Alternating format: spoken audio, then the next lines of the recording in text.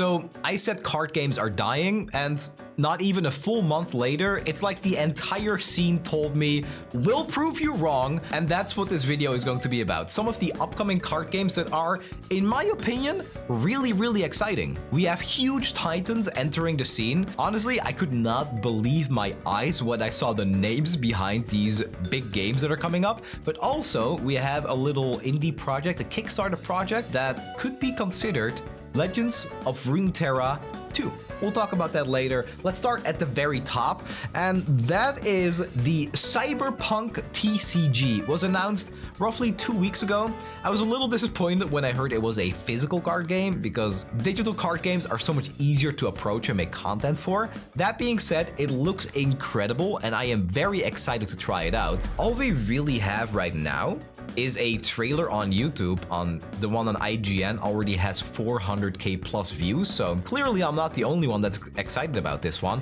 And there's also a Discord where there is some information about the game right now. We don't know much, but what we can do, just really quickly, because I'm sure you're interested as well in the mechanics, we can look at some of the cards that we can see in the trailer and try to deduce what it could be all about. So first of all, the most interesting thing is that much like Lorcana, Riftbound, and even Marvel Snap, there seems to be a point system where instead of hitting the opponent's face, it's going to be more about accumulating points by conquering things, getting stuff that your opponent doesn't get, something like that. But there doesn't seem to be any direct damage being dealt to a health total, a life pool.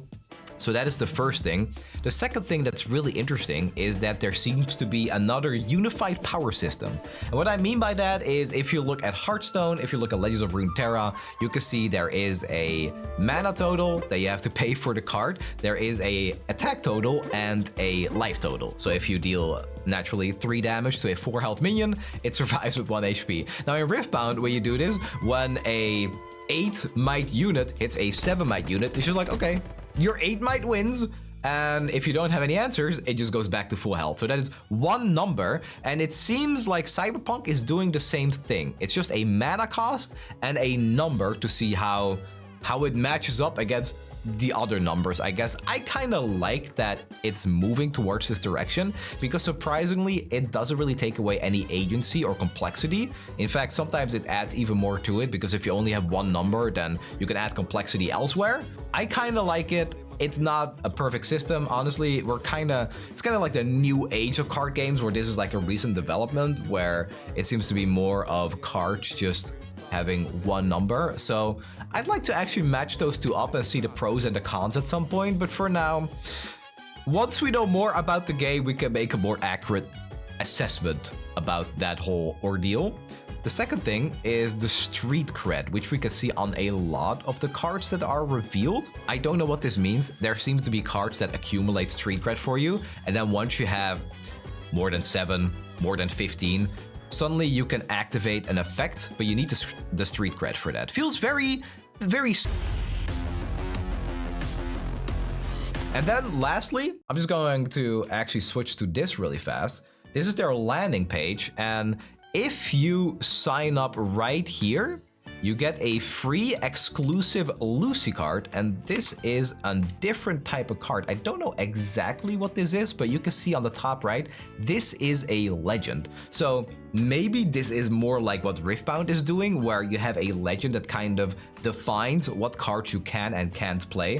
For people that are unfamiliar with Riftbound, for example, I'll just pull out my Teemo deck right now, because I have a feeling it'll be similar. So this is my Teemo legend, and it has an effect at the bottom, and it has two colors, which is blue and purple. It's a little hard to see, and that defines what deck you're playing. So that is my deck essentially. This is an actual Teemo. It has a mana cost and a might. It's purple. And then the rest of my deck is just like purple and blue cards, right? And I think this might be something similar. The only thing is, I don't see any text on this card of what it does. As you can see, it just has like flavor text at the bottom. Got this feeling you and I make a pretty good team. Obviously, Lucy is the best part of Cyberpunk Edgerunner, so if you have the beads and if you don't mind being spammed by some promotional emails, maybe, I would sign up for that newsletter, and eventually at some point, you'll get this card sent to you right at home. I also quite like the card back. It's yellow, it's distinct. I like the art style a lot. This is a beautiful, beautiful card. Up next is a reveal that completely shocked me because this was one of the last franchise I was actually expecting to make a digital card game, but Star Wars had one single announcement that said, hey, what's up guys? We're making a digital card game. It's gonna come out on PC, iOS, Android, is all they've said, and that they're working together with 036 Studio. And I did some research on that, and what I found is kind of exciting because one of the games that they made is Hatsune Miku Colorful Stage, which is apparently a really, really popular mobile game. It has like more than 20 or 25 million downloads. I had no idea. I'm not weeb enough for that. I'm sure it's a good game though with that many downloads, but perhaps more importantly, they are a subsidiary of ByteDance, which is tied to Nuverse, and that might sound familiar because that is the former publisher of Marvel Snap. So when Marvel Snap came out and when it had those insane numbers, they were partly responsible for that, so that is already a really good sign. That means that we have Lucasfilm Games that provides the IP and the creative oversight. We have 036 Studio, which does the publishing power and mobile expertise. And then we have CCG Lab, and that is the creative brain of the project, led by Corey Jones, who is a name I didn't know about, but apparently he worked on World of Warcraft TCG and Hex Shards of Fate. Doesn't really ring a bell to me, but they did also work on DC Dual Force, which was a game that didn't really get off the ground, but I've heard from people that it was really fun to play mechanically. It just, maybe something went wrong with the marketing. We have no idea. Anyway, if you are backed by a huge franchise like Star Wars, I'd say the chances of succeeding are a little bit higher. Just put in a Baby Yoda or two and they're set to go, right? For me at least, as a content creator, this looks like a very promising project and I will definitely be trying it out. I will also be trying Cyberpunk. The thing is just, it's a little bit harder to present and focus on digital content, which is also why I'm still kind of struggling doing the Riftbound. I am working on it though, but I just can't make any promising regarding that. What I can promise is that when Star Wars is announced and when it's released, I will be covering it. And then lastly, perhaps the most exciting one when it comes to enjoyers of this channel, me included, I enjoy my own channel, that's why I do it, Rune Terra 2. So just to give a little bit of background, this is not actual Legends of Rune Terra, but when the PvP announcement happened at the start of 2024, a couple of notable players, Jason Florent, who runs Mastering Rune Terra, started a Kickstarter and wanted to fund a game that is basically, it takes all the mechanics from, well, several different card games, but the main inspiration is Legends of Rune Terra. If you need any more proof of that, look at some of the screenshots, some of the gameplay, and what you'll see above the mana bar is 3 little dots, and that's spell mana.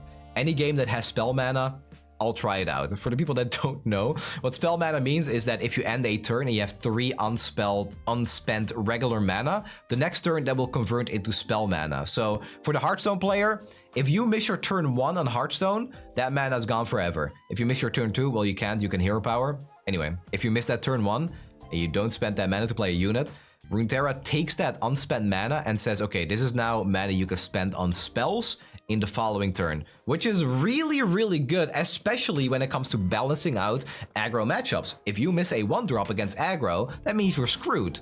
But with spell mana, it just means you have 1 extra mana to play a spell later. So honestly, I'm already excited because of that, but we can look at some more of the stuff that's happening. So to start at the very beginning, I think the lore is already pretty interesting.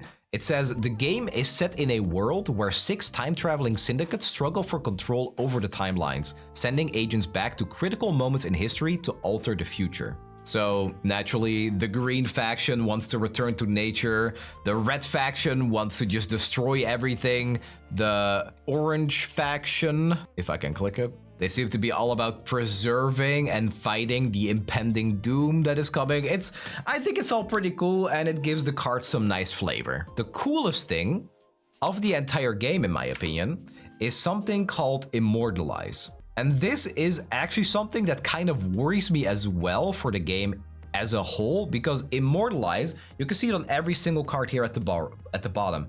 Immortalize, I've seen 3+ agents destroyed. This is a spell.